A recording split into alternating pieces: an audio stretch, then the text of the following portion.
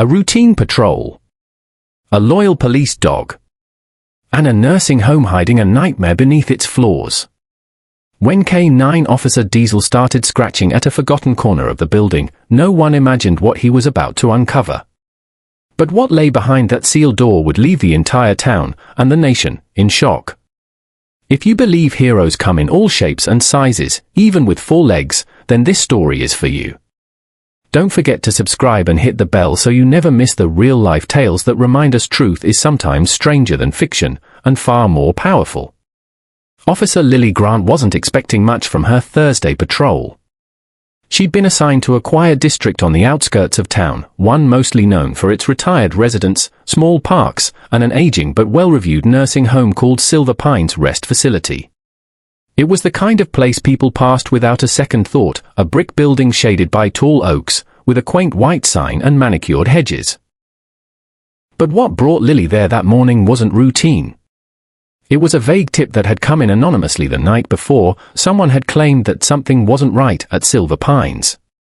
No details, no names. Just a shaken voice and a single statement: there are things they're hiding, things under the floor. Lily had brought her K9 partner, Diesel, a 5-year-old German Shepherd with an impeccable record and a nose that never failed. Diesel was trained for search and rescue, narcotics detection, and evidence recovery. He wasn't just a dog, he was family to Lily and a hero to the department. They'd been through countless operations together, but nothing could have prepared them for what they were about to discover.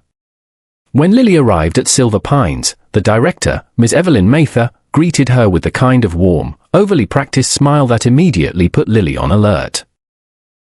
Evelyn was in her early 60s, sharp-eyed, and dressed in a burgundy blazer with a silver pin in the shape of an angel. "Oh, Officer Grant," she said sweetly, "is everything all right?" Lily kept her tone friendly. "Just following up on a call we received." "Nothing serious, mind if we walk through with Diesel? He's part of our routine safety inspection." Evelyn's smile faltered just for a second. Just a blink. Then it returned, a little tighter than before. "Of course. Anything to help our dear community feel safe." Diesel tugged at his leash as they entered the lobby. The moment they crossed the threshold, his ears perked, and his posture stiffened. He was alert. Focused. Lily noted it. Diesel never reacted unless he sensed something. The halls of the nursing home smelled of lavender, cleaning solution, and something more sterile beneath it all. Residents sat in the common room watching TV, a few of them waving at Lily and Diesel as they passed. The nurses moved efficiently, tending to patients and avoiding eye contact just enough to make it noticeable. Diesel led Lily down a westward hallway, away from the patient rooms and toward a service corridor. Evelyn trailed behind them, offering nervous little laughs and explanations. "That's just the laundry room," she chirped. "We've had a bit of a pest problem lately, perhaps that's what your dog is picking up on." But Diesel wasn't sniffing for rats. His nose pressed against the floor, the walls, then abruptly, he stopped at the base of a narrow maintenance door. He sat down, ears forward, tail stiff. His silent command was clear: "Here. There's something here." Lily tried the handle. Locked. "Do you have a key for this?" she asked Evelyn without turning. There was a pause too long. I'd have to get the janitor. That door hasn't been used in years. It's just storage." "We'll wait." Evelyn left, heels clicking sharply against the tile, and as soon as she turned the corner, Lily knelt beside Diesel. "What is it, boy?" she whispered. He whined lowly and scratched once at the door. 10 minutes passed before Evelyn returned with a lanky young man in overalls who looked more like he belonged in a college dorm than in maintenance. He fumbled with the keys, clearly nervous.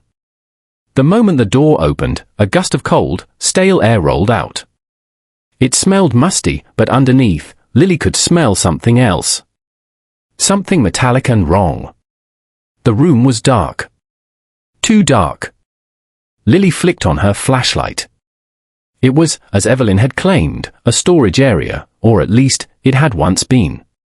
Boxes of outdated medical supplies were pushed haphazardly against the walls. But Diesel didn't stop there. He stepped inside, nose low, moving with intent. Then he began to paw at a corner of the room where a section of wooden flooring looked just slightly newer than the rest. "Diesel, heel," Lily said firmly, but he ignored her. He barked once, loud and sharp, then began scratching again. "What's under here?" Lily asked the janitor. "I don't know," he stammered. "That's just wood, maybe a hatch?" With some effort, Lily cleared the space and pulled up at the edge of the wood panel.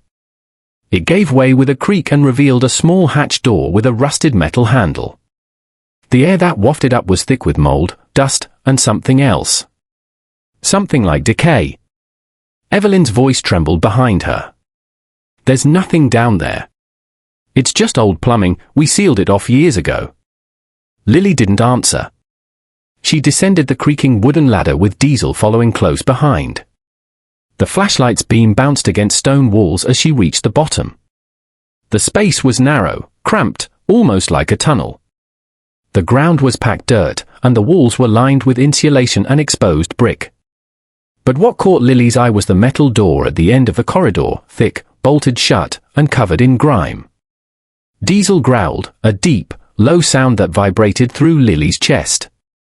Someone had built a secret room beneath silver pines. And whatever was behind that door, Diesel didn't like it. "Call for backup," Lily said into her radio, her voice tight. "I think we just uncovered something serious." Back upstairs, Evelyn had gone pale. Her hands were shaking. But she didn't run. She didn't speak. She just stared at the floor, like someone whose time had finally run out. In that cold underground space, as Diesel sat beside the sealed metal door, Lily couldn't shake the feeling that whatever had been hidden here had been hidden for a very long time. And someone had gone to great lengths to keep it buried. The stillness in the narrow tunnel was suffocating, broken only by Diesel's slow, tense breathing and the soft crackle of Lily's radio as dispatch confirmed that backup was en route. The silence from above was equally unnerving. Evelyn hadn't said another word since the discovery of the hidden hatch, and the janitor had quietly slipped away when Lily descended. Everything about this situation reeked of something deeper than simple neglect. Secrets don't get sealed behind rusted doors by accident. Lily's flashlight beam danced across the cold metal door. Its surface was streaked with years of moisture and dust, but a faint outline of fingerprints marked the handle. Someone had touched it recently. Diesel stood rigid beside her, ears perked and muscles coiled like a spring. He let out a low huff, nostrils flaring. The scent behind the door had him agitated. Not in a panicked way, but in the hyper-focused, alert state she had only seen in him during major busts. Lily reached for the handle and hesitated. She wasn't supposed to open anything before backup arrived, but every instinct in her screamed that waiting might mean losing time they couldn't afford. She gritted her teeth, bracing herself, and yanked the heavy bolt free. The door groaned loudly as it creaked open on reluctant hinges, releasing a pungent wave of stale, fetid air that smelled like mold, rot, and something unmistakably organic. The room was small. Cramped. About 10 feet wide and maybe 12 feet long, with walls lined in concrete and a bare bulb hanging from the ceiling. Lily flicked the switch by the door, and the bulb flickered to life, casting a sickly yellow glow across the interior. Her heart clenched. There were no bodies. No piles of bones or horror movie cliches. But what she did see was no less disturbing. There were hospital beds, 3 of them lined up in a row. Each was fitted with tattered restraints at the wrists and ankles. An old medical cart stood to the side, cluttered with rusted instruments and empty syringes. The walls were covered in handwritten notes, scribbled, frantic messages in shaky cursive. One read, "They won't let me out." Another said, "Still breathing." "Why?" Diesel barked suddenly, rushing to a corner of the room where something lay on the floor. Lily moved quickly to his side, and her blood went cold. It was a tattered teddy bear. Moldy and worn from time, but unmistakably placed recently. There were drag marks in the dirt leading from the beds toward a darker recess in the wall, a narrow passageway, barely wide enough for a child to crawl through. Lily pulled her radio again. This is Officer Grant. I need child services and forensic units at Silver Pines immediately. I've discovered an underground medical room with evidence suggesting illegal confinement. Possible child involvement. A long silence. Then the crackle of response, confirmed. Units on the way. Proceed with caution. Diesel growled again, not out of fear, but out of warning. Someone had been here recently. And someone might still be close. The crawl space seemed to lead further beneath the building, and though she was trained to wait, the thought of a child hiding down there, terrified and alone, was too much to ignore. Lily dropped to her knees and peered in with her flashlight. It wasn't just a passage. It was a tunnel, shoddily dug, with loose dirt and support beams made of mismatched wood planks. It extended beyond the visible light. Diesel moved to follow, but Lily held him back. "Stay," she whispered. "Not yet." She radioed again. "Tunnel confirmed beneath secret room. I'm not entering alone. Requesting backup at my location underground." Above her, footsteps finally echoed from the hatch. Uniformed officers descended one by one, their flashlights slicing through the gloom. Among them was Sergeant Reese, a seasoned cop with a no-nonsense demeanor and years of field experience. "What the hell is this place?" he muttered, eyes wide as he stepped inside the room. "I think we've just uncovered an illegal patient ward, maybe worse." "There's a crawl space that goes even deeper," Lily said grimly. Reese examined the beds and restraints, his expression hardening. "This isn't just neglect. This is imprisonment." Diesel began barking at the tunnel again, pacing anxiously. "We have to go in," Lily said. "No way to know what's ahead," Reese cautioned. "Could be unstable. Could be booby-trapped. But if there's a kid down there," as she said, letting the sentence hang unfinished. Reese gave a reluctant nod. "All right. But we go together.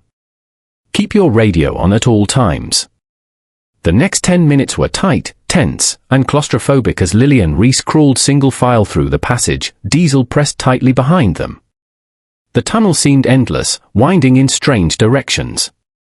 Finally, they emerged into a second chamber, this one larger, older. The ceiling was damp, and the room smelled of rust and mildew. And then they saw it. A wall of filing cabinets. Dozens of them. Each labeled with names and dates going back over 40 years. Beside them, a small desk with faded photographs, yellowed medical records, and what looked like personal effects, jewelry, toys, letters. Things that no one would part with unless they were taken. Lily opened a drawer. Inside were files documenting unauthorized experiments, test subjects referred to by code names. Most were elderly. But some were children. Names listed as unclaimed or orphaned, patients transferred from other facilities under suspicious documentation. Records stamped with deceased, but with no death certificates attached. "Oh my God," Lily whispered. They were running something down here. Something horrific. A soft sound echoed from deeper within the chamber. A sniffle. A cough. Lily froze. Diesel snapped his head toward the source. Reese whispered, "Did you hear that?" Lily didn't respond. She was already moving. They turned a corner to find a small compartment partially hidden behind a tarp. Inside was a girl, maybe 7 years old, wrapped in an old blanket, her eyes wide with terror and sunken with exhaustion. Her lips were chapped, and her frame was dangerously thin. She shrank back at the light, but Diesel stepped forward slowly, lowering his head and wagging his tail gently. The girl blinked, then whispered one word, "Safe." Lily fell to her knees. "Yes, sweetheart. You're safe now." The chamber went quiet again, but it wasn't peaceful. It was the silence of horror exposed.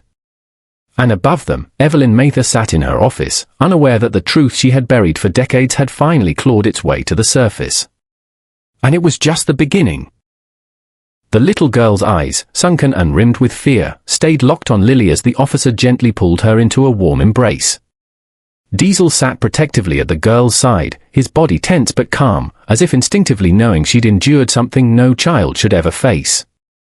Her body trembled in Lily's arms, her voice barely a whisper as she repeated the word safe like a fragile prayer. Officer Reese had already radioed in for emergency medical support, and the tunnel behind them now echoed with footsteps as more officers and rescue personnel descended into the darkness. But as the child clutched Lily with everything she had left, a horrifying truth began to unfurl, not just about her, but about what had been happening under Silver Pines for decades. Outside the nursing home, the once quiet grounds were now flooded with squad cars, ambulances, and news vans as word spread. Paramedics rushed the girl into the back of an ambulance, stabilizing her as best they could. She was dehydrated, malnourished, and emotionally traumatized, but she was alive. And she wasn't the only one. As investigators began combing through the underground files and sealed passageways, they uncovered evidence that Silver Pines had once served as a front for a deeply illegal operation, one that had preyed on society's most vulnerable under the guise of elder care. Old records showed a hidden network of transfers, patients labeled as unfit or without family being moved into restricted areas of the home, often never seen again. While most residents upstairs had no idea what was happening beneath their feet, there were signs that some staff had known, had even participated. Former employees were tracked down for questioning. Some disappeared the same day. Others were too scared to speak. But as Lily stood over the growing evidence boards in the incident command center, she could feel the magnitude of what they'd found settling into her bones like winter frost. Evelyn Mather had been arrested the moment the girl was brought up. Her reaction hadn't been one of fear or confusion. It had been resignation. She didn't ask why. She didn't plead. She simply said it wasn't supposed to go on this long, and then went quiet. When interrogated, she admitted to knowing about the secret facilities but claimed she hadn't been the one who started it. According to her, the program had existed long before she became director, dating back to the 1980s when Silver Pines was still a government-funded institution. Back then, she said, they had taken in test subjects, residents without family who were used for experimental trials under the guise of dementia research. When funding dried up, the research continued in secret, funded by wealthy donors who wanted to extend life or reverse age. It sounded like the ravings of a woman trying to deflect blame, but the evidence suggested otherwise. Some of the documents found underground bore old government seals. Medical reports, typed on fading paper, referenced procedures far beyond ethical boundaries. Memory suppression injections. Gene therapy trials. A file dated 1994 described a case where a 10-year-old boy was subjected to prolonged isolation to test neural adaptability to loss of human contact. The boy's name was never listed, just his ID number. That same number appeared on a bracelet found in the tunnel. No body was ever located. The case grew darker by the hour. And Diesel? He became the quiet hero of the entire investigation. Without him, none of it would have come to light. It was his reaction to the floor, his insistence on digging beneath the maintenance room, that broke the silence stretching over years of abuse and secrecy. News outlets picked up the story quickly, running headlines like K9 Hero uncovers nursing home horror and secret medical lab discovered beneath assisted living facility. People all over the country were stunned. Silver Pines, once seen as a gentle sanctuary for the elderly, was now infamous. But the shock didn't stop with the public. Among the files was a record that hit Lily like a gut punch. One of the patients listed in the early 2000s was a woman named Martha Ann Grant, her grandmother. Lily had grown up thinking Martha died in hospice care after complications with Alzheimer's. Her father never talked about it. The death certificate had been vague. But now, staring at a yellowed intake form with her grandmother's full name and a patient ID number matching the underground logs, Lily realized the truth: her grandmother had been taken to Silver Pines, and she had never come out. The rage and grief that surged through her in that moment was indescribable. But it also made her more determined than ever to bring justice to the victims, including the ones who could no longer speak for themselves. With the help of federal agents and legal teams, Lily spearheaded a campaign to open every buried record, to identify every single person who had gone missing or been silenced within those walls. It wasn't just about the past anymore. It was about making sure it never happened again. The little girl, who later identified herself as Emily, began to recover slowly. She couldn't remember her parents. She didn't know how she got to Silver Pines. Investigators suspected she had been trafficked and placed into the hidden facility for testing. It would take years of therapy to piece her memories together, but one thing she never forgot was Diesel. In every interview, every drawing she made during recovery, he was there, her protector in the dark. The German shepherd who found her when no one else even knew she was lost. Months passed. Silver Pines was shut down permanently, bulldozed to the ground. The state initiated sweeping reforms in elder care facility oversight. Laws were rewritten. Whistleblower protections were expanded.